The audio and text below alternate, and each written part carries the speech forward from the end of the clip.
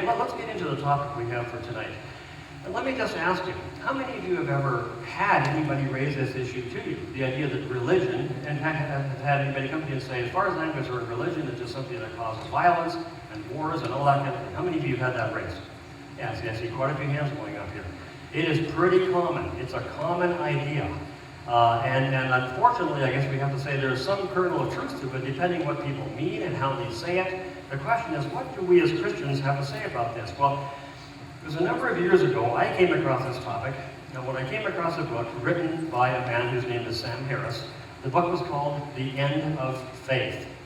The End of Faith. Now, for many people, Christians and others, the end of faith sounds like a lament, doesn't it? Like a kind of a sad thing to consider. What do you think it was for Sam Harris? Anybody take a guess? For Sam Harris, the end of faith would represent a great step forward for humanity. He's one of the people of the group called New Atheists. And New Atheists have a special point they want to make.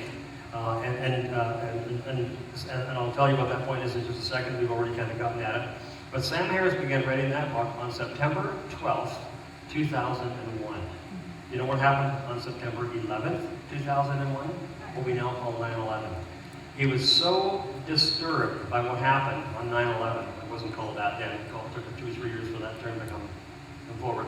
He was so disturbed by that he sat down and began writing this book called The End of Faith, and it was published, I think, in 2004.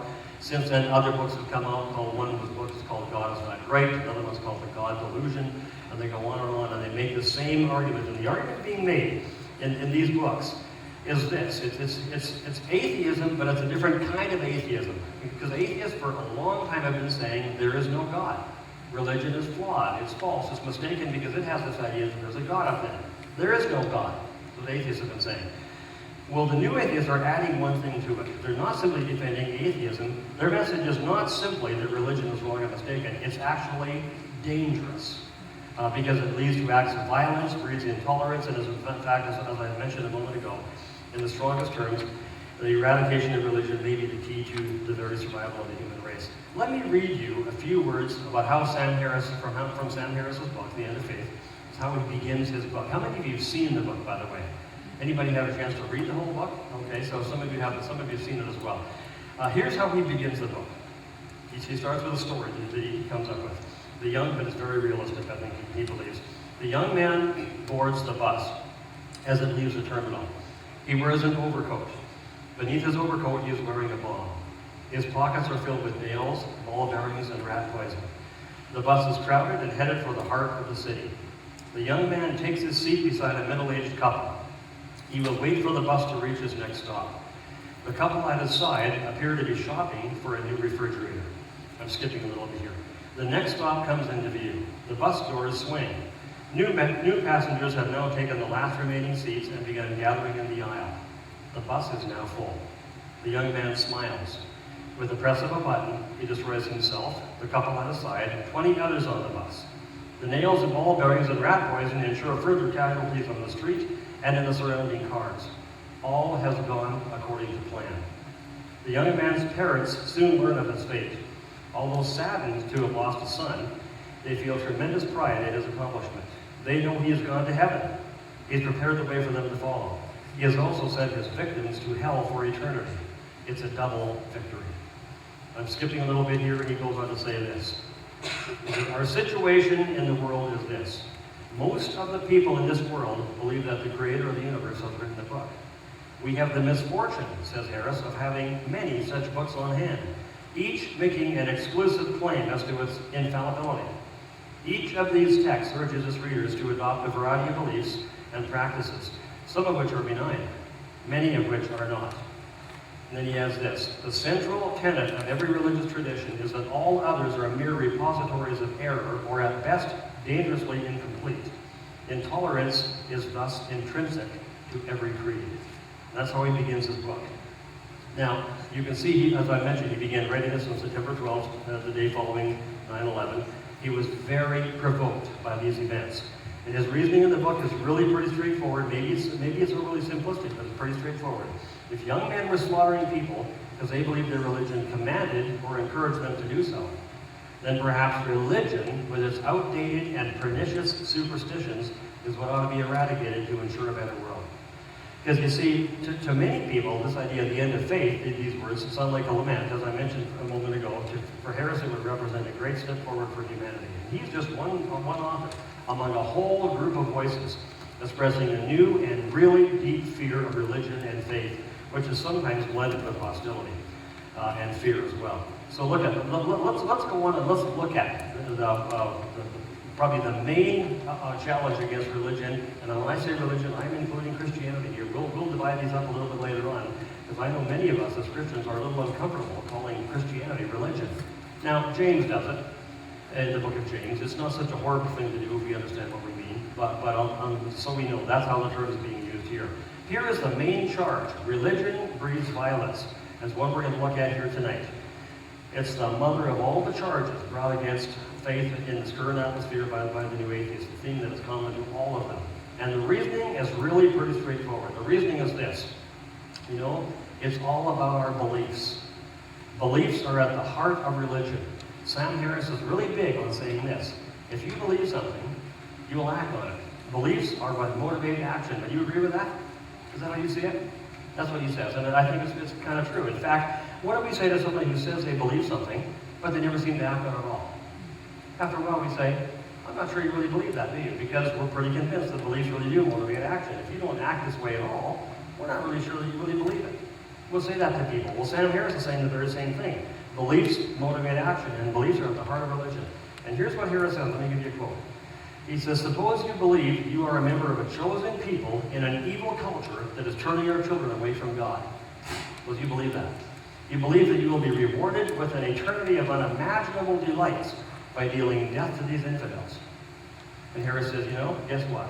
Flying a plane into a building is scarcely more than a matter of being asked to do it. If you believe these things, flying a plane into the building, no big deal. In fact, what amazes him is that this doesn't happen more often. That's what he has him surprised. Now, to see the problem really is with religion and not something else, because sometimes it drives Harris nuts. People will say, well, I know religious people do these things, but it's not religion that's the cause, it's some other things. And Harris says, no, it's religion. And then the way to see that is ask this one very simple question. Ask why. Why would a Muslim terrorist do what he or she does? Or why would an abortion clinic bomber do what that person does? Why would a young man, a young father, is what Harris asks, who has never been personally wronged by an abortion provider, why would that person put himself at great personal risk, maybe jail, maybe execution, by blowing up an abortion clinic and killing those inside? Why? Why would he do it? Harris says the answer is really pretty obvious, because the abortion bomber really believes what he says he believes. Again, you can ask about 9/11. Ask yourself, why would 19 well-educated, middle-class men give up their lives and their future hopes for the privilege of killing thousands of civilians they never met? Why would they do that? He says the answer is very simple again, because they believed they go straight to paradise for doing this. They believed it, and the actions just followed. Now, one more thing. Furthermore, this challenge goes a little further. It says it's not any one specific religion that is viewed as the problem. It's not Christianity per se, not Islam, even though those are the two that are often mentioned. It's not any one particular religion. It is religion per se. Why? Because in religion, Harris says, people believe God is the one giving them orders, leaving the rest of us helpless to try to convince them that they're wrong and they're misguided. What are you going to say to somebody if he's doing something because he says, well, God told me to do this, and he really believes it? You're going to give him some kind of argument for why he should not do it? What kind of argument are you going to give that is ever going to match the trump card he holds in his hand? God told me to do this, and he really believes God told him to do that. Harris says that's why it's such a serious matter. People are doing these things because they believe God told them to do it. And he goes on to say the situation really is serious. In fact, he believes our very survival as the human race may be at stake in this whole thing. This is not just a sideline issue as far as he is concerned. He said, and here's where he puts it, thanks to the advances in technology in the past 50 years, especially in the art of war, our religious neighbors, he says, are now armed with chemical weapons, biological weapons, nuclear weapons. These weapons are out there. And as far as Harris is concerned, and others like him, anyone who's not afraid of this prospect simply has not given the matter due attention. In other words, if someone like this got their hands on one of those kinds of weapons, we would not simply lose a few thousand people in a building or two here or there. We'd lose a city here or there. And that's what we would lose. And then of course, that would probably call for all-out war. And Harris actually paints these scenarios. He has a solution. You know what his solution is? words like God, and Allah, or Allah, must go the way of words like Apollo and Baal. We'll talk about Apollo, we'll talk about Baal, but we don't take those words seriously anymore, do we? Sam Harris says, if only the words God and Allah could go that way, that would be the best thing that can happen, because these words threaten to destroy us. So my question is, that's the charge right there. You can say more about it, but that's it in a nutshell. What do we say about this kind of charge? Can I just have you turn to a couple, 3, 4 people around you? If you need to turn chairs a little bit, or maybe you can't turn the chairs too easy, but just turn yourselves a little. And just ask yourself, are there 1 or 2 or 3 things that we should have in mind to respond? What do we say by way of response to something like this? Just have a little discussion on your own, just a very few minutes. We'll probably have to try to have a couple discussion groups, but this is one of them. And where would we start? What would we say to a question like this, and to a charge like this? Okay? Just see what you, just 2 or 3 ideas. Okay, can I have your attention here? I'd just like to hear what some of the things are that we've said here. How would we respond if we were talking to the person like Sam Harris, who set out this very same kind of challenge to us, and set out just kind of like you heard it here, because these are pretty much his words I've given you. What could we say? Are there any questions we can ask him? Anything we can say here? Remember, in his mind, you're a religious person. You're a Christian. You're a follower of Jesus. What might you say? Anything at all? Justin, yeah. And if you could stand up, Justin, face the back, that would be good, and just make your point. Because otherwise it's hard for people to get them. I would kind of ask the question back, like, is religion the only thing that's dangerous about science?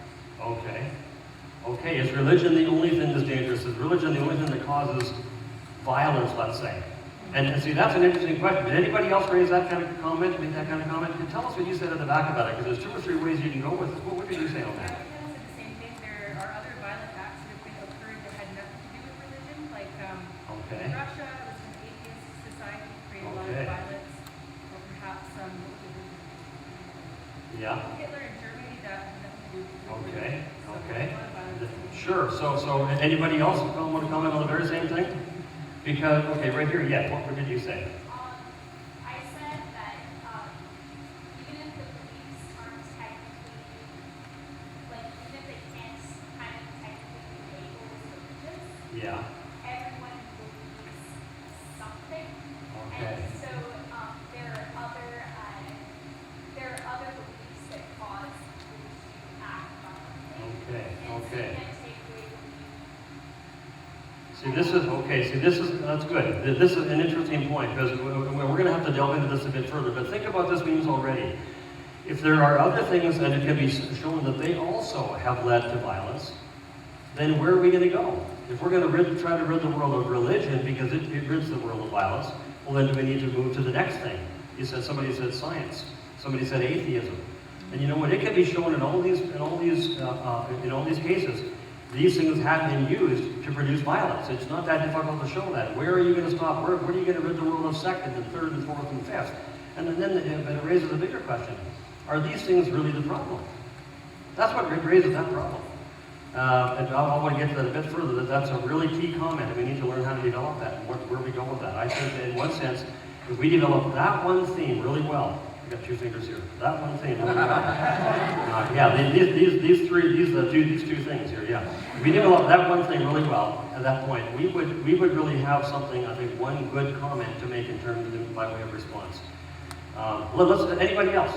Something different on this? Yes, right here. What we were kind of talking about is like how in every group of people there's like extremists. So you can't necessarily generalize religion or religious groups as being violent, because there's extremists in every subculture of human race. Okay, did anybody else mention something like that? The difference, okay? Or tell us what you said about it, sir. Yeah. Yes, you're the one right there. You're funny, but economy might be the reason of violence too.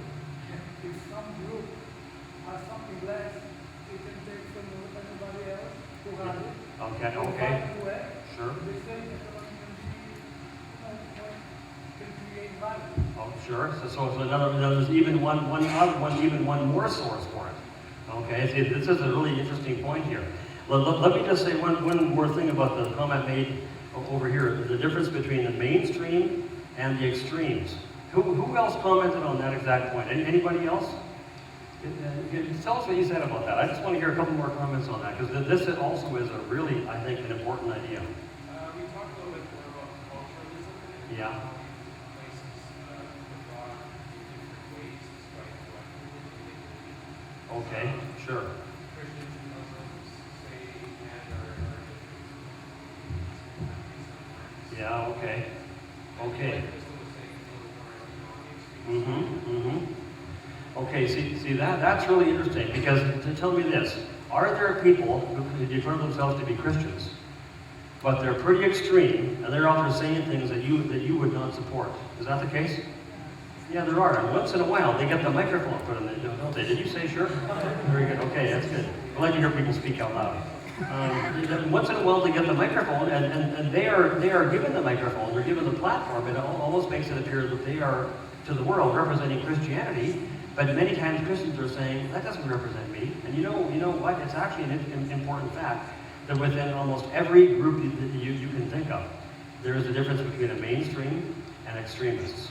I've even seen the occasional Christian speaker stand up front and give a lecture, and then at the end somebody from the audience stands up and he makes a real extreme statement there, supposedly in support of the Christian speaker, and the Christian finally has to say, you know what, I'm sorry, but I cannot endorse that statement.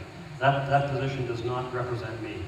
It sounds like a public jab at the person, but he feels that he has to say it. And it's led to the notion of the embarrassing supporter, the extremist supporter. Well, if that leads us to a really important point, which I want to get to in a few minutes, the difference between extreme and mainstream, and that's been raised in the literature as well. Any other last comments anybody was going to share here? Yeah, right here. Free will and individual choice. Yeah. What were you saying about that? People can, they don't have to believe all the extreme parts of their religion. Yeah, okay. Or choose to act on them. Okay, sure, that's exactly right. So there's freedom to think through what we are going to believe in, on what basis we believe it. That's true. Yeah. Yes, Cameron. Yeah. I guess my question is more on what you're talking about every religion having their own holy books and being fallible. I guess my point was more along the lines of what does that holy book allow for? So we do extremism, but does that extremism still follow what the book Yeah. saying? Okay. It's like, are they taking the principles of the Bible? Sure. Yeah, I know. Well, and that's a really important point as well, which gets into a whole big quagmire. It gets into questions about interpretation, whether it's in Christianity or Islam or elsewhere, because there's all kinds of disagreements among the different groups as to what that book actually teaches. And some people are willing to say this: I know it's not in the book, but I do believe there's a God there. He told me this. He has told me to do this. Okay. And when that happens, it kind of tends to make us shudder a little bit, depending on what the person is saying God told him to do. On the other hand, when you read through the Bible, the Old Testament and the New, God does tell people to do certain things. It's not as if that's a foreign concept. We believe God speaks to people, tells them things. It's just something we need to take great care with. And it does need to be measured by what's in this book. Yeah. One more comment in here. I thought I saw a hand, and then we'll go through. Yeah. I think politics and also human nature itself also influences why politics is a lot, because as you can see in the United States, Donald Trump, there's a lot of violence because specifically due to that issue. Okay. I guess it's natural or human nature or violence. Yeah, okay. Yeah. It could well be. I got about 60-70% of what you said there, but that's okay. And I think we got a fan going here, which is pretty necessary. I'm not sure what a fan is, but I hear it. It's pretty necessary though. So and that's true. But the part I heard is that's an important thing to remember, that violence is going to come because of the kind of people we are, who and what we are. You see it. Listen, let me tell you what happened when I did one of my classes once, about just a short time back, a few years back. I gave some of the same material to a group of my students. I did it once to a group of graduate level students, master's degree students, and I did it again to undergrad students later on. I gave them the same thing. I put them in groups like you did, and I said, let's see what you come up with. And I walked out of the room, and I came back a few minutes and said, okay, what have you got? And my students came up with a number of interesting ideas, 4 of them, which I want to share with you. Let me tell you what they came up with here. The first is this, what I'm calling a test laboratory response. And this is, some of them have been mentioned by, what they said have been mentioned by some of you here as well already. The first one they said is, I came back and said to the students, okay, well, what'd you come up with? And the first group, the graduate level students said, well, you know what? Test laboratory response. We actually have places in the world where the eradication of religion has already been tried. You follow me on that? In other words, this isn't just a brand new idea. The new atheists are the first ones in the world that are going to come up with the idea that we should try to eradicate religion. It's been tried elsewhere. In places like Russia, China, Romania, Vietnam, and the students ask this question, has it ended the violence there? Really key question. And if we actually have laboratories where this has been tested, and we can see that it has not ended the violence there, it raises the very obvious question, why do we think it would end the violence here? In fact, interestingly enough, it may even lead to more violence. But that's the first comment they made. Now, let me go to a second one here. This is maybe one of the more important comments they made, what I call a root problem issue here. Tell me what you think about this. They said this, you know what? The root problem here seems to be not religion here, but actually humanity. And I said, well, what are you getting at? What do you mean there? They said, well, because violence seems to pop up where humans are religious and where they're not religious. Have you noticed that? Some of you made that very same comment here. Think about this. If violence pops up where humans are religious and where they're not religious, you know what that means? It means when it comes to the common denominator, religion doesn't appear to be it. Religion doesn't appear to be the true cause of the violence. Rather, it appears to be what? What would you say? Us, humans, humanity. And you know, that led me to a real interesting story, which of course leads to this question, well, what are we going to do then to get rid of the violence? Get rid of all the humans? I guess that might do it, but that's not where they were going. There's a really interesting story I read by the author G.K. Chesterton. Anybody heard of G.K. Chesterton? Let me ask you this, how many of you heard of C.S. Lewis? Yeah, probably most of us. Well, and many of us have been influenced by C.S. Lewis. If you heard about C.S. Lewis, who influenced you? You know what his answer would be? G.K. Chesterton, who's one of the main influences for C.S. Lewis, a writer back in the early 20th century. At one point, G.K. Chesterton was a very prominent journalist in England. He wrote for the London, or I'm not sure who he wrote for, but I think he wrote for a lot of different people. But the London Times at that point, in the early 20th century, had a contest where they invited prominent journalists to submit essays on the topic, ready for this? What's wrong with the world? Right. Okay, submit your essay. They invited certain ones. They put a certain amount of cash attached to this, and the winner would get a cash prize. So these prominent journalists went to town. They all began writing their essays. They submitted them. But G.K. Chesterton submitted his essay. I've got the essay memorized. Okay, it's the only essay I've ever memorized. You know what his essay said? Dear sirs, I am yours truly, G.K. Chesterton. That was his essay. And guess what? He won the contest. He took the money. Okay? With that essay, you know what he's getting at? You know what the root problem is in the world and what's wrong with the world? It's not anything out there. It's here. And he got at that with that little essay. Dear sirs, I am yours truly, G.K. Chesterton. He was getting at this very same point. Students got up and they said, you know, if when you think of it, just think about this. If violence comes where humans are religious, it comes where humans are not religious, is religion the common denominator? It's simple. No. I remember being at this huge big lecture down in San Diego for a great big conference I was at. There was a big room full of one of the larger rooms, about 2,000 people in this room. When the philosopher Charles Taylor, a Christian Canadian philosopher, was being awarded the Templeton Prize, a huge big honor to get. So he gave a lecture. Massive room full of all these academics. Got done the lecture, he was taking questions. And somebody who knew he was a religious person, he was a Christian, asked this question, what about violence caused by religious people? And you should have seen his answer. He said, don't you know that violence pops up where humans are religious and where they're not? He just said, like this. Went on to the next question.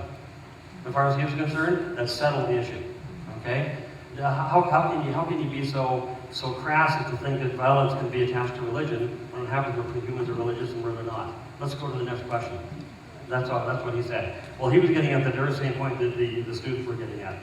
Let me go to the third thing the students said. This is an interesting one, and I didn't have anybody here raise it here today.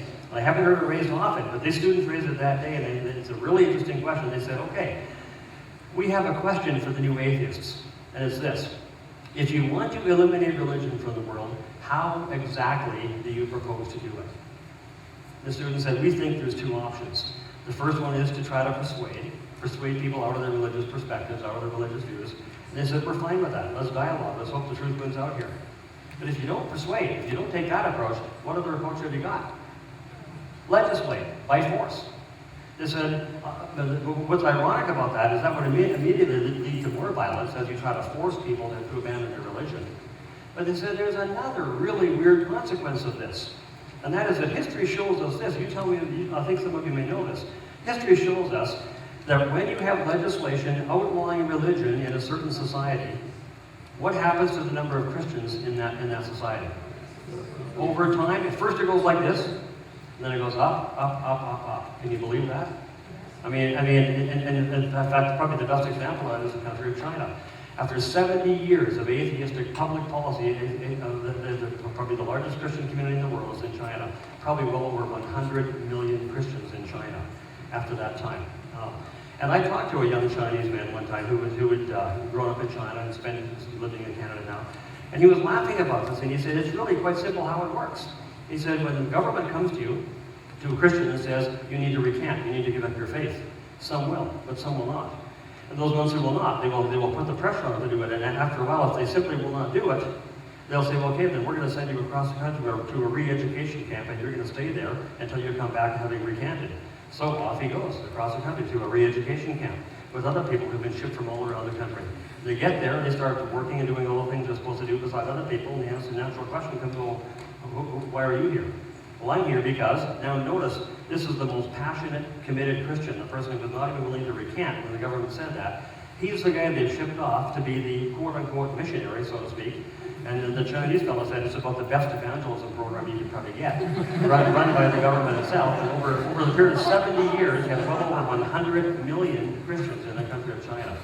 So they said it's a real ironic thing here, but it still raises the question: if you propose to eliminate religion, how are you planning on doing it? Persuade or legislate? Legislate leads to a couple of really serious consequences. The fourth one they raised is this, and this was with an undergraduate class now. After we divided the class up into a whole debate, divided and cut them in half and put them in different groups and gave the different sides of the view they needed to represent, and went back and forth for an entire class, and at the very end of the class, one group came up with this idea, which I thought was really well put. They said, here's what it actually looks like when you really examine this issue. It looks very much like the pursuit of any high ideal can be twisted by humans and turned into an act of violence.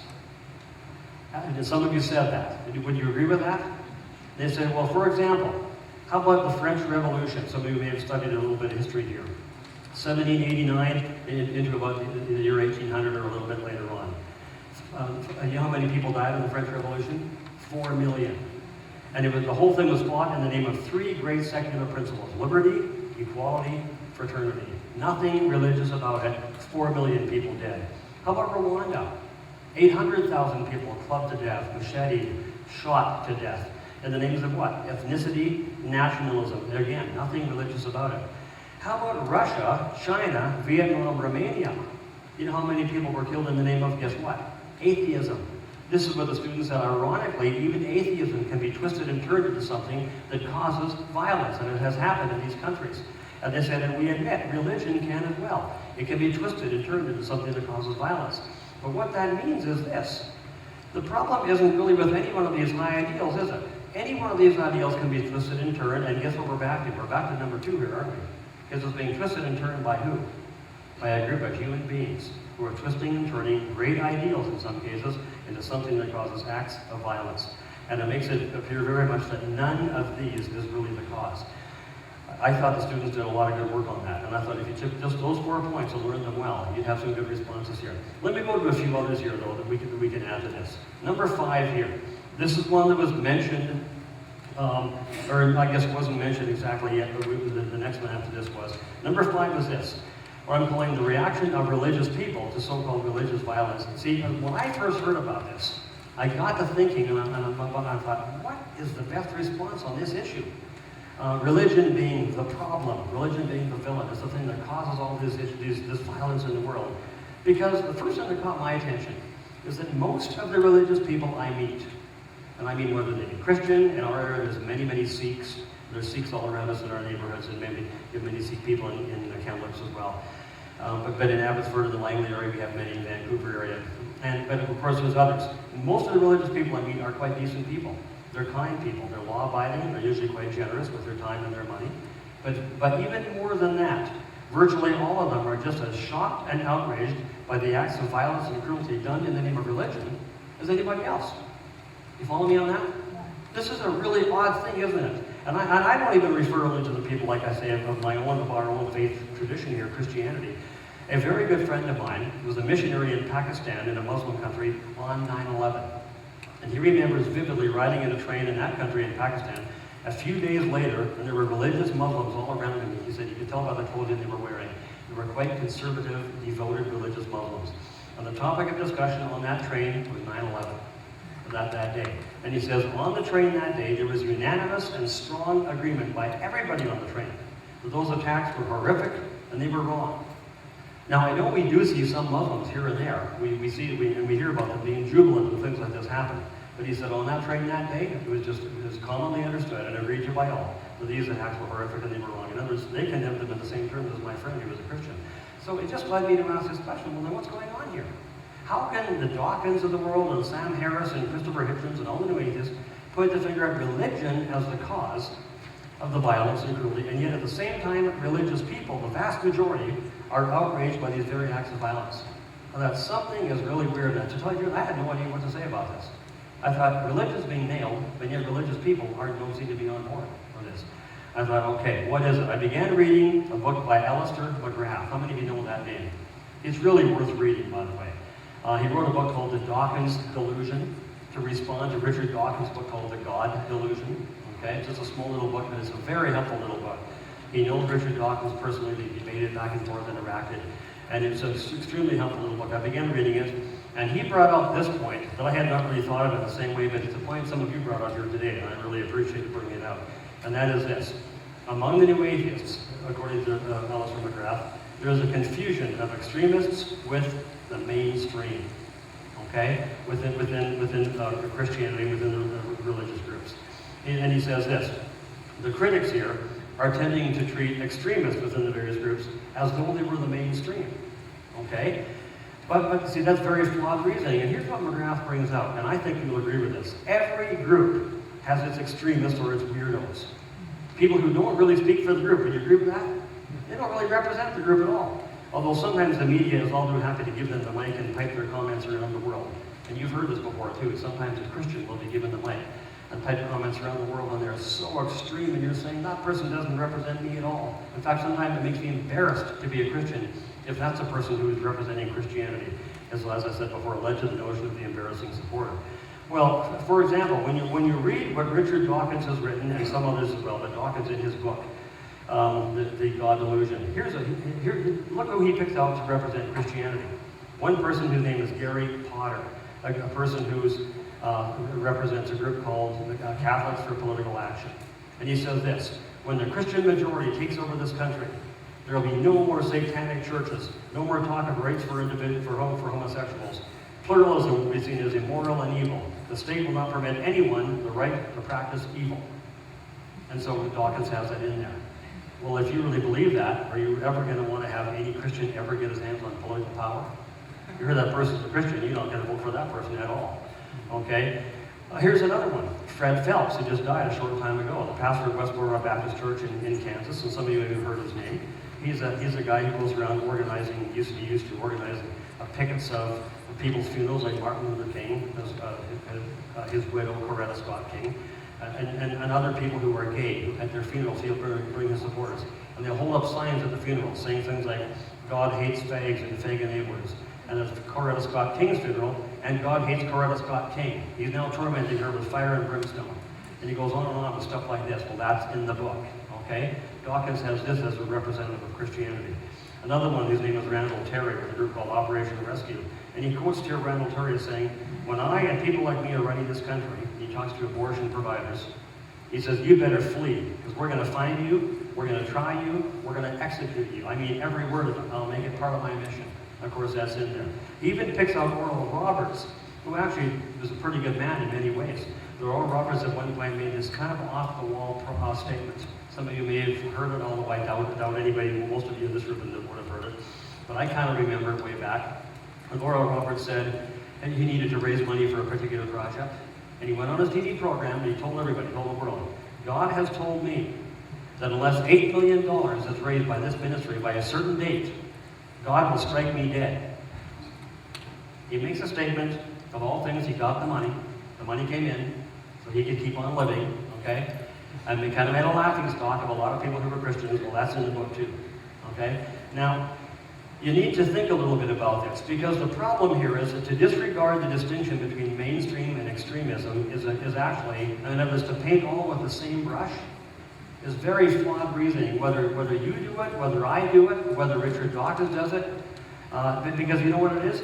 To do that is to misrepresent the views and the beliefs of the vast majority of people you're supposedly talking about. That's the problem with it. In fact, it's really a straw man argument. How many of you know what a straw man argument is? Have you heard that term, straw man? It's a fairly well-known fallacy. It just says when you want to critique a particular position, you don't articulate the strongest form of that position, of that viewpoint. You articulate kind of a weak, silly, distorted version of it. You make it look silly, then you knock it down. Okay? Well, it's a fallacy because you haven't been fair to the position. And look at this, what Richard Dawkins is doing. When you conflate the extremists within a group with the mainstream, conflate them and paint them all with the same brush, in my view, this is the ultimate straw man, because here's what it involves. It involves picking up the viewpoint you want to critique, then you distort it. But how do you distort it? You distort it by having extremists within the group represent the views of the group, speak for the group. That's how you distort it. And then you knock down that position. Now, it's actually very poor reasoning, and here, let me read you a little bit about what Alistair McGrath says about this. You might as well hear this, because he picks up at this very same point. He says this: there is, I suppose, a lunatic fringe to every movement. He said, having been involved in many public debates over whether science has disproved the existence of God, I have ample experience of what I think I must describe as somewhat weird people, often with decidedly exotic ideas on both sides of the God-atheism debate.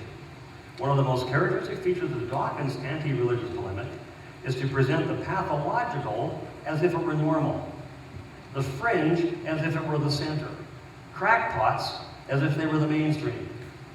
He says it generally works well for his intended audience, who can be assumed to know little about religion and probably care for it even less. He says, but it's not acceptable, and it's certainly not scientific.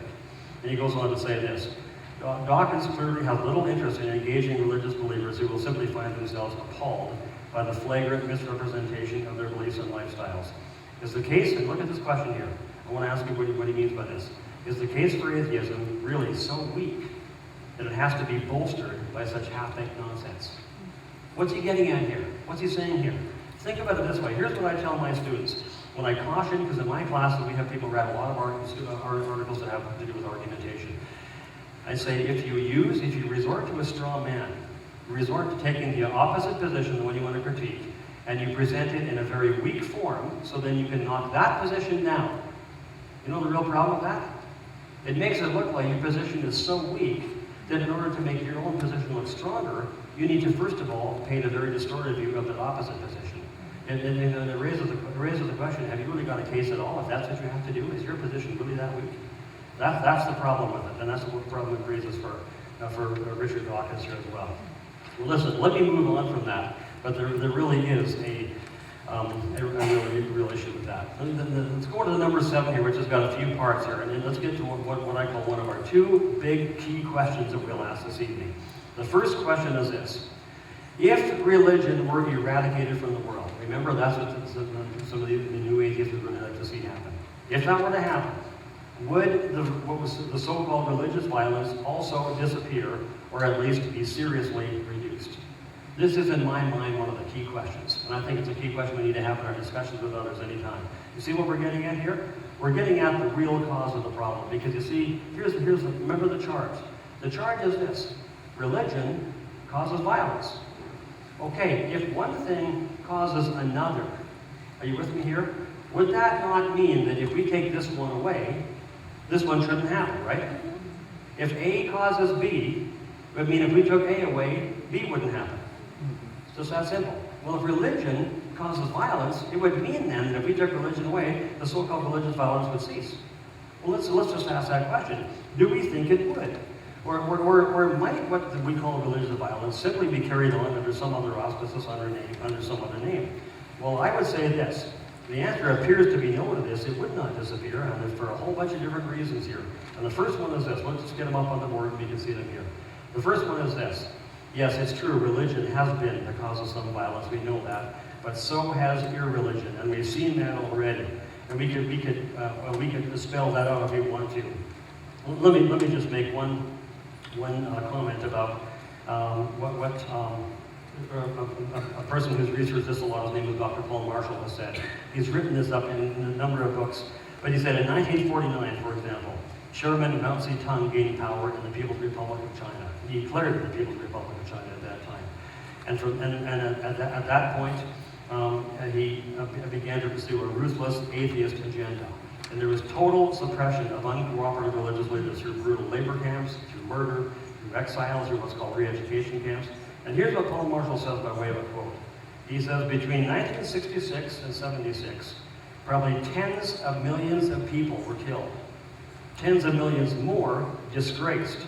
In this period, the Red Guards were particularly brutal with China's believers, whether Christian, Muslim, or Buddhist. And see, the fact is, as we've seen, there are many ways in which entirely secular forces or principles or ideologies have been the cause of great violence. I already mentioned Rwanda.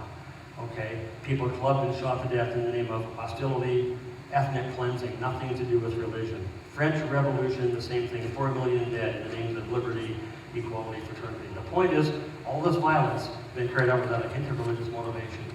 This is really important to know. It means if you took religion away, that violence would probably just carry right on. Let me go to the second one here. Another reason for thinking it would not disappear even if religion was taken out of the world. And this one comes from someone you may want to look into sometime. He's a professor at the University of Chicago. He's a specialist in international security affairs. His name is Professor Robert Pape, P-A-P-E. Done a lot of work carefully investigating motivations and causes of suicide attacks. In fact, he researched every suicide bombing from 1980 to 2005 and wrote a book called Dying to Win. And here's what his conclusion is. He says, we are way too hasty if we think religious motivations are all there is to it. He says this, the fundamental motivation behind acts of terror is what? Guess what? Not religious. He says there, the fundamental motivation is political. He says religious belief is neither necessary nor sufficient to move people to commit suicide attacks. In other words, on its own, it would never do it. Usually, there's a political desire. You want to get rid of some occupying force. You haven't got a big enough army to do it, so you resort to some kind of actions like these, like suicide bombings and things like this. But sometimes the motivation, the political motivation, is joined with religion. Sometimes it's not. But here's the important thing to remember. If he's right on this, it would mean these actions that we now call religious violent actions, they would happen anyway. They take place anyway. You know why? Because the political motivation is still there. Let's go to a third reason here to think that the violence would still be there even if religion were taken away, and that is this. It's a sociological fact about the fundamental basis of why we divide up into groups. I wonder if you've thought about this. Sometimes I think about this. Have you ever noticed how we human beings divide ourselves up into so many different ways? You ever notice that? Nationalities, ethnicities, tribes, various religious identities, clubs, gangs, countries, just so many divisions. Why are there so many divisions? Why aren't we all just one big happy family? You ever think about that? Well, sociologists get into that a little bit. And they make this point, that these kind of, these divisions we have, they help us, we have these because they help us form communities. We all like to be a part of a community. It helps us to define ourselves, gives us a community to be a part of, gives us an identity, gives us people with whom we have great commonalities. But there's a dark side of this as well. And you know what that is? It leads us to define people both inside and outside the group. Inside, there are friends and all that. Outside, what are they? Enemies or maybe opponents, outsiders. We have what's called a binary opposition, and this helps shape our perceptions of others, both outside and inside, and it leads to the concept of something called the other. But here's a really important point. Sometimes this binary opposition is defined in religious terms. You hear about Protestants versus Catholics, okay? Believers versus infidels, Shiite versus Sunni, things like this. At other times, they're completely non-religious. But the point is this, it's just naive to think that if you got rid of religion, these kinds of divisions would not happen anymore. They would, because we as human beings still divide ourselves up into these kind of groups, and sometimes these divisions lead to acts of violence as groups go after each other. We go to point number 4 with this one, that is this. It's really to ask a question here. So what are we saying then? Are we saying religion plays no part? I don't think we can say that. I think religion does play a part, but the question is what part? Here's one suggestion. The suggestion is this. That religion has often been the perfect tool. This is a sad truth, but often been the perfect tool to recruit soldiers, to fight the battles we have, to push off foreign occupiers, to fend off the threat we have to our cultures or whatever. So what do? We encourage young people to fight these battles. We call it the will of God for them. We promise paradise as a reward, something like that, and we get people to join up on that basis. And the point is, sometimes religion is used this way, and when it does, it becomes a real insidious abuse of it. But let's just remember, point number 5 here, we've already seen, all ideals can be abused. And you can never judge something by its abuse. You just can't do that. What you need to do is figure out what to do about it. So there's a number of reasons for thinking this really key idea here, that if you took religion out of the world, the violence, even the so-called religious violence, would not cease. Now, I'd like to switch gears for a second here. I said there was 2 big questions we were going to have. If we asked the one question is, do you think that if we remove religion from the world, the so-called religious violence will cease? Let me go to the second question. Well, I think there's a second one that we as Christians have to ask, and very specifically as we look at this. But just before we do, quick review here. Just look up at the screen so we can see where we've come here on this. Where have we come? Tell me if you, this is kind of a summary, if you agree with all these points. Both religious and non-religious people commit many acts of violence. Do we all agree with that point, just as we're saying there? Okay, that's step number 1. Step number 2 is this. The vast majority of religious people are outraged by them. Have you found that to be true? Okay, we've seen that already. Number 3, these acts are often driven by deeper political or sociological motivations. And catch the next words, which would remain even if religion were eliminated. This, in my mind, is a really key point here for us. Okay? Number 4, religion is sometimes turned into a tool to help recruit soldiers to fight these battles. That's the place of the religions that is sometimes brought into play. Number 5, while this is a horrific abuse of religion, all ideals can be abused. And as we mentioned a moment ago, you cannot judge anything by its abuse or by its neglect. Number 6, humans will always divide into communities. The result is a binary opposition which lies at the heart of human conflict. Some of these divisions are religious, but most are not. Okay? That's where we've come so far. So I want to just have that in mind. Let's turn our attention very directly to the question, you're a Christian. Suppose you are. And you're getting this thrown at you. Are there some things that we as Christians ought to have in mind, both to understand our own faith, our own relationship with God and Jesus, and also how we communicate this to others around? I'm calling it a final response. Key question. The question I want to ask is this. What kind of religion are we talking about? Remember the charge. Religion breeds violence. Would you agree with me when I say religion is a very, very big word? It's a huge word. In fact, anybody ever tried to define that word? If you take a course in philosophy of religion or sociology of religion, you'll probably try to define that word. It's a very hard word to define. Philosophers have a whole bunch of different attempts at it. It doesn't mean it doesn't have meaning, we can't use it.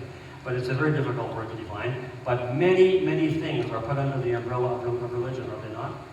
When we say religion breeds violence, I think we should ask the question, what kind of religion are you talking about? And how about this kind of religion, if you want to use that term? How about the so-called religion of Jesus? Well, how about that? Because I think we should be thinking a little bit about that. And I think one of the most exciting points we can make as we interact with people on this question is to simply point to Jesus and ask this question. Look what's coming up on the screen here. If you lived out Jesus' teachings, if you ever did, you chose to do it and you lived it fully, would you be led to carry out acts of violence in pursuit of your so-called religious aims? We're just using the word religion all the way through here. If you did, if anybody did, would that person be led to carry out acts of violence in the pursuit of their religious aims, the so-called religious aims? This is, in my mind, a really key question, because when we say religion causes violence, I mean, we just lump Christianity in there with that. We need to at least ask this question: what kind of religion? The religion of Jesus? Have you thought about what Jesus asked his followers to do? Let me look at a few things Jesus taught. Some of these, most of us will probably know. How about this? Jesus is the one who told us to do what? When someone slaps you on one cheek, what are you supposed to do? Turn the other cheek. How many like that command? How many think that's a really neat command? That's cool. Isn't that cool? That's a hard command. In fact, so hard, we kind of sweat over what that even means. I mean, it sounds simple, but yet, well, at the bottom line, it must be in this. You were meant to respond non-violently when an act of violence is done to you. How can it mean something different than that? How can it possibly? So let's ask the question. If you really were to follow the teachings of Jesus, would you be led to acts of violence in the pursuit of your so-called religious aims? Remember, Jesus is the one who said, turn the other cheek. Here's something else he said. If someone asks you to go 1 mile, what should you do? Yeah, you should go that 1 mile and then do what? Go another one. In other words, when someone asks you for assistance, you give them what they ask and more. That's what Jesus taught. How about the golden rule? Matthew chapter 7. What's the golden rule say? Do unto others what? As you would have them do unto you. Now notice there's a couple of different versions we could say here. That actually might sound a little bit more like the way we actually do it in our discussion, in our interactions with other people. The golden rule does not mean this. He who has the gold makes the rules. Okay? Isn't that kind of quite often the way it is in our culture? Yeah. But that's not what it says, is it? It also doesn't say this. Do unto others as they have done unto you. But let me just ask you, isn't that also quite commonly the way we tend to think? If someone does something bad to you, doesn't that something in your mind to kind of give you a sense of justice, and maybe it's legitimacy to do it back to them? I mean, they've done it to me. It's okay for me to do it back to them. Okay, it's kind of fair if I do it back to them. But what did Jesus say? No. Do unto others as you would have them do unto you. And it seems to me we have really a profound little rule of thumb to help us with many, many little ethical situations we face. And sometimes, have you ever been in a situation where you said, I just don't know what to do here. I find myself here, I've got this in front of me, what do I do? Well, you know what the golden rule says? Well, okay, just a minute. Put the shoe on the other foot. Ask, what would you want done if that were you over there? Very often, moral clarity comes just like that when you do that. That's what the golden rule is all about. Jesus is the one who said that. Here, let me give you one more. That's probably one of the hardest ones. Love not just your friends, but who? Your enemies too. See, we just say that so glibly. Love not just your friends, but your enemies too. Sometimes it's hard enough to love our friends. I'll admit that. Usually, it shouldn't be that bad, loving your friends. I mean, anybody should be able to pull that off. But even loving your friends is a good thing to do. But Jesus said, you got to go further here. What I'm asking you to do is this. Look at a person who's done you wrong, maybe even grievous wrong. Maybe that person's harmed your family, maybe harmed your country, maybe undermined whole lives about you. Maybe you've even done that person wrong too. Maybe it's gone on for weeks, for months, for years, maybe for generations. How about that? And what's Jesus say? And I'm not so sure I'm any better at doing this than anybody else in this room, because I think this is a very hard thing to do. But Jesus says, you love that person. Then he said somewhere else, pray for those who persecute you. And I'm sure he didn't mean pray for their demise. Okay? I think he meant to do something like Stephen did. Remember when Stephen was being killed for worshiping, following Jesus? They were hurling stones at him, and they kept on hurling it at him until he died. And what did he yell out? He prayed to God and said, what? Lord, do not hold this sin against them. That's what Stephen prayed for, the very people throwing those stones. Or Jesus hanging on the cross. Remember what Jesus said? Forgive them, for they know not what they do. This is the way of Jesus. And of course, we know the story of Jonah, don't we? The story of Jonah, I think, is a really enlightening story, because Jonah was asked to do the very thing here. Go to the capital city of his enemies, people who had done his people and his family much great wrong over the years. And what was Jonah told to do? I want you to go preach to them, because I want you to tell them they need to repent. And if they do, guess what I want to do? I want to forgive them. And what did Jonah say? Forgive them? No way, I'll have no part of this. They do not deserve to be forgiven, which they didn't. They do not deserve that. I don't want them forgiven. I want them to pay for what they've done. And Jonah went the other direction. And then when he did finally go, remember the story? He finally went and he preached to them, and guess what? They repented, and God said, great, I can forgive them. And guess what Jonah said? Was he all happy? No. He was the most unhappy, successful evangelist in the entire Bible. He said, well, I knew this was going to happen. That's why I didn't want to go. And he went off, he was really depressed when this happened. Well, I don't think Jonah is really that different from the rest of us. Because he was called to go to his enemies, I mean serious enemies, and preach to them God's forgiveness. But that's the kind of God we have. And that's what Jesus said to do, was pray, love your enemies, pray for those who persecute you. And we have other stories by Jesus, the story of the Good Samaritan, the punch the point home, and all these different things. And the question comes again, I would just ask us, if you follow the teachings of this man Jesus, would we be led to acts of violence in pursuit of our religious aims? This is a really key question. I would put this out again and again and again. If you're a Christian, if you're a follower of Jesus, and the charge is, yeah, religion, including Christianity, causes violence, breeds all kinds of things. Yeah, Christians may have done some things they shouldn't have done. Yeah, they have. I've done things I shouldn't have done. You've done things you shouldn't have done. We as Christians have done that. That's not the question. If the question is Christianity, what do we mean? The teachings of Jesus, if you follow those, would you be led to acts of violence? I think it's a question to put forward. Now, and just in closing, let me just say here, this is really, we are at an interesting point here, because if G.K. Chesterton is right in saying the source of the world's the deepest problems actually lie within humans and not somewhere out there, you know what that's going to mean? That's going to mean any solution to these problems is going to have to involve what? A change in here. Is that not correct? That's the solution. There is no other solution.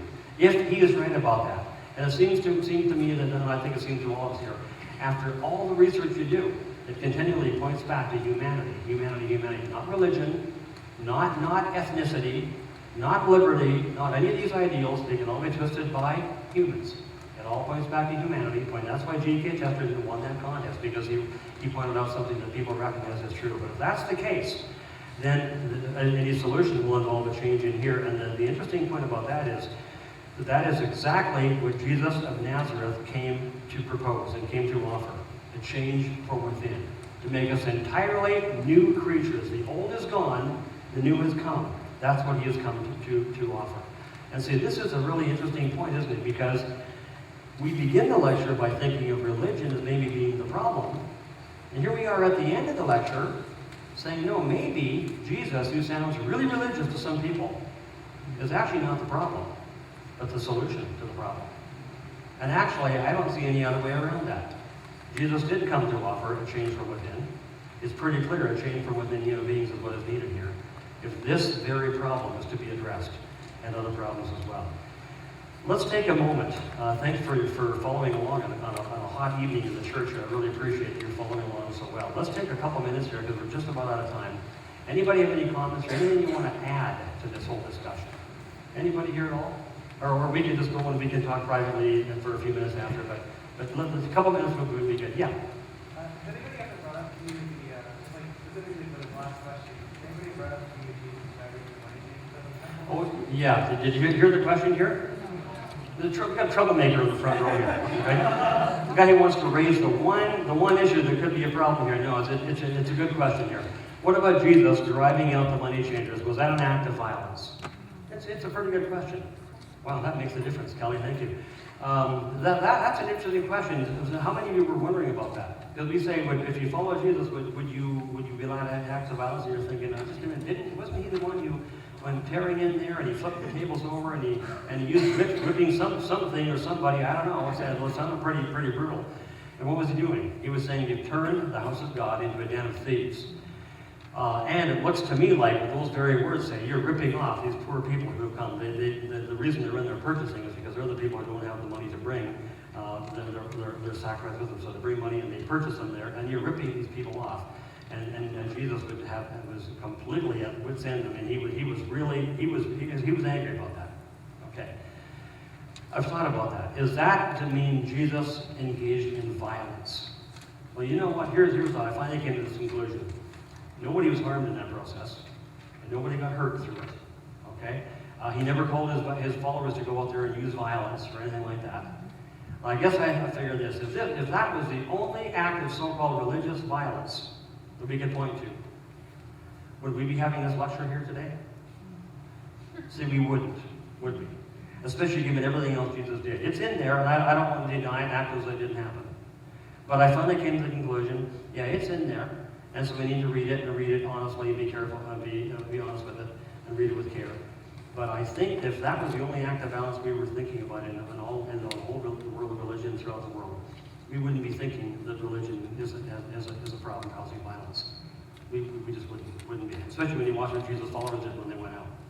They were the ones who started the orphanages and worked against slavery and all those kind of, took care of the sick and stuff like that, sort of the hospitals. So that's the best answer I can give to that. So it's an interesting question. I'm glad you raised that, yeah. Anybody else? Yeah, at the back there. Well, just as maybe a response to what was just said was, sure. Jesus also was doing that towards the religious leaders, so people who were in power, and I don't think if there were people who were not Jews that were there, I don't think he would have driven them out the same way that he did to people who supposedly. No, I think that's a good point. He was telling the religious leaders, you are abusing your position so greatly, and you're completely wrecking the house of God and turning it into a place to rip off people, poor people. So that's exactly right. Now, I guess the question still is, he used means which kind of look violent when you read them. That's why the question is raised. But your point is an important one. We need to understand it fully, and then I think at the end of the day, you ask the question, at least in my mind, the key question is, if this was the only act of violence we were concerned about, would we be having an election like this? Would there be an issue? Would there be books written like Sam Harris's and stuff like that? And I think the answer is no. Were you going to say one more thing? Yeah, I was, but I thought you had one more thing. No, I went on too long and you lost your thought there. It's happened before, you know. If it comes back to you, just let me know. Were you going to say something else? I was just going to, there's a couple other times too. It wasn't like physical violence, but even just the way that he spoke to the Pharisees. Oh, yeah. It was pretty intense sometimes. Well, he had harsh statements. Oh, yeah. No doubt about it. Specifically, like to your point, it was dealt differently with people that were using their positions. Yeah. No, he had harsh statements, but that's really not what we're talking about in the lecture, harsh statements. We're talking about acts of violence where you go out and you blow yourself up and blow up people and things like that. You know what I mean? And so that's kind of what we're talking about. And he did reserve his harshest words for the religious leaders of the day. He really, truly did. So, yeah, I thought I saw a couple hands here. Yeah, one here and then back. Yeah. What about people who say that their problem isn't with Jesus, but with the Old Testament? Oh, yeah, sure. Acts of violence that went on there. Well, you know what? No, that's very good. That is a real big part. Like that's a separate lecture, actually. Okay, but it's still related. I get the question often with this lecture, and I do have a lecture. It's a huge, big, thick one. We take a 4-hour deal and do it at Trinity often, and we'll invite people in to come, other people to come in because it's an area of interest. I want to make a couple comments about it, but I will say this. There's a book that I think is a helpful book to read on this topic. It's called Is God a Moral Monster? Because that's Richard Dawkins calls the God of the Old Testament. Is God a Moral Monster? By a Christian philosopher named Paul Chamberlain, C-O-P-A-N. Very helpful book, I think. But anyway, that's just one, because he goes through and raises many of the different issues that can be raised about the Old Testament. But I would say this. It's important to understand that when you read the Old Testament, you need to understand a number of things. Here, the ancient Near East was a very bloody, violent place. In fact, I think the way to understand the ancient Near East is to see what we see ISIS doing today. I think that what ISIS is doing today is very much like what we saw in the ancient Near East. In the middle of that, along comes God and establishes a brand new culture with new values, a new humanity, a sense of humanity, and saying, I am the God you will now worship. And bit by bit, with something called progressive revelation, he began establishing his ideas one by one, his values and his teachings one by one. And you see, I think when we realize that God is doing this incrementally, step by step by step, you don't actually find a lot of God's ideals right off the bat in the beginning of the first 5 books of the Bible, because that's where all these things come from. The things that bother people, the puzzling texts, and sometimes they may even bother me when I read them. The first 5 books of Genesis, Exodus, Deuteronomy, the Pentateuch. That's where most of these are.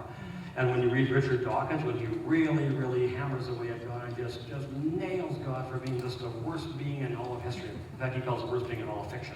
Okay, he calls God that. Everything, all but one of his cases are from the first 5 books of the Bible. Another one is from the book of Judges, where he really misreads that one. And he gets the others from the first 5 books of the Bible.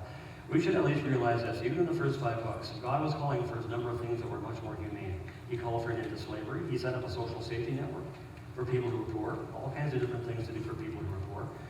Even in what's called slavery in the Old Testament, it was often a chance for people to sell themselves and their families sell themselves, in quotes, into one of their brothers, who would then provide them housing and employment for a period of 7 years, and then they'd be free to go and treat them generously. Okay, that's what they call slavery. Nothing like what we call slavery today. And there's the year of Jubilee set up so that the money wouldn't all collect in the hands of a few people, and a number of things like that. But then you start reading on in the rest of the Old Testament, and you get to the prophets, and you find God's real moral values coming through. He's concerned for widows and orphans, and humility, and mercy, and justice. You find he's all the way through there. And then you get to Jesus, where you find really God's ideal. And Paul Copan brings that. If you want to find God's ideal in the Bible, there's only 2 places you can look. Genesis 1 and 2, before sin comes into the world. And then you got to wait till you get to Jesus to really get the ideal, because that's where God then comes down in the person of Jesus himself, and you get the ideal. But you get it all the way through incrementally, step by step by step by step, God revealing more and more and more of himself and his will to people. Now, of course, the hardest cases in the Old Testament, in those first 5 books, are when we have these commands where God says, I want you to destroy. Are you thinking about this? Destroy every, what does it say? Man, woman, and child. Say, why would God do that? What is going on? Well, Paul Copan has a really interesting take on this. He's done a lot of research in this. And he's saying, in the ancient Near East, you find other war texts, not just in the Old Testament. You find them all the way through the different texts. And there's something called war text hyperbole. You know what hyperbole, like an exaggeration for the purpose of emphasis. Just like we have sports hyperbole today in a really big way. We'll say one team annihilated the other team. Okay? And if somebody read that literally 500 years from now, they would think, well, those Canadians, they were bloody, wow. Look at the way they played their sports. They must have had dead boys lying all over the place, if they read that all literally. Well, Paul Copan says in the ancient Near East, there are plenty of times that it's very easy to see. One country's war records will say they totally annihilated, decimated this country. In fact, a couple times referred to Israel. Their seed is gone, Israel is no more. Well, Israel was, they rose to fight another day. And then you look in the Old Testament, Paul says, did we find that in the Old Testament? He says, yeah, you do. You see a few places where God says, I want you to destroy every man, woman, and child. I want them gone. And they beat them decisively in battle. And at the end of the book, there's still some survivors there. And guess what? God is pleased. You did what I asked you to do.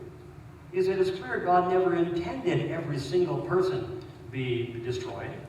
What he meant was beat them decisively in battle. And Copan brings up quite clearly, quite convincingly to me at least, that what God was really intending to have destroyed was their political centers and their religious centers. Take those down, and oftentimes people will have a chance to flee.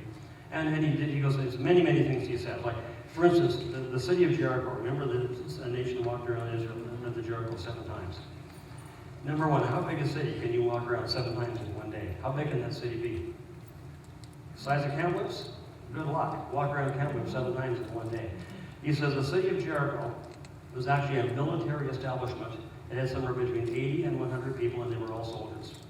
Except probably maybe for Rahab, a tavern keeper, or something like that. And it was the first line of defense for the population centers that were back here. And that's what went down. And so when they walked around the city 7 times, and they blew their trumpets, Jericho fell down as the walls came apart. 80 soldiers were probably killed, were probably decimated in that battle right there at that point. But the people had plenty of opportunity to flee with no intent to go out there and wipe out every single person. So what Copan is saying is we need to read these texts very, very carefully, because if there's war text hyperbole intended, we don't have a right to just force our 21st century viewpoint of how we read these texts on them. Just as somebody else read sports hyperbole and said, I'm going to take that literally because I'm a literalist. Well, you may be a literalist, but you can't take that literally. You've got to go by what the text intended. So he says he's got quite a few. There's an interesting one in Deuteronomy chapter 7 where it actually says this. I want you to destroy every man, woman, and child. And guess what? A few verses later, and when you're done, do not intermarry with them. Figure that one out. It looks very much like he's saying, beat them decisively and do not intermarry. Okay? Not destroy them all, otherwise they do not intermarry. It doesn't seem to make much sense. Okay? So there's reason to believe the war text hyperbole was involved in there as well. is just something to think about. Okay? Now, I don't want to say every single text in the Old Testament could be solved and be made very easily, because it was a brutal time. It really was. But I would just say this: if you're living in that time, and so you had neighbors like ISIS all around you, and they were trying to capture you, and you know what they do if they get a hold of you. They would gouge your eyes out, cut your ears off, cut your tongue out, they impale you, they do all these things. Horrible things. And you knew that was going to happen if they ever captured you. What would you want to do? Would you not want to have, would you be able to defend yourself and be able to do that in battle, but at the same time use more humane methods? That is exactly what I find happening in the Old Testament. More humane methods. They got more and more and more humane as they went. And more of God's insight and more of God's values were made known by God as the Old Testament goes on. Then you get to Jesus and you find the ultimate moral teaching. So that's a bit of a long answer, but even that is very brief compared to what really should be said about the Old Testament. But look at, you know what? Let's take one more, and then we'll have to leave it at that. It's a comment. Oh yeah. The side note as well. Slide number. Oh, side note. Oh, side note. Okay. Or footnote. Yeah. Maybe just speak up just a little bit. Yeah, no, we are, I believe, well, we are dangerous Christianity, but not to our neighbors, but to the Prince of Power in the spiritual realm. And as we trust in our Father, we're given authority, and the enemy flees. And, Yeah, so, that's good. Let's just remember that really important verse. Well, a couple of verses. Your adversary, the devil, roams around and prowls around like a roaring lion, seeking whom he may devour. Don't forget that. That's the enemy that is really, truly there. But, another verse, 1 John. Greater is he that is in you than he that is in the world. We need to remember that. And we can take a lot of confidence in that. Because we are not trying to fight this battle with our own strength and with our own great intellect and great wit. No, we're doing this in the power of the Spirit, and greater is that Spirit than anything that will ever come against us. That is the confidence we have here. Listen, you know what? Are you closing this off? Is it okay? Yeah. Let's leave it at this. Thanks again, folks. Great audience.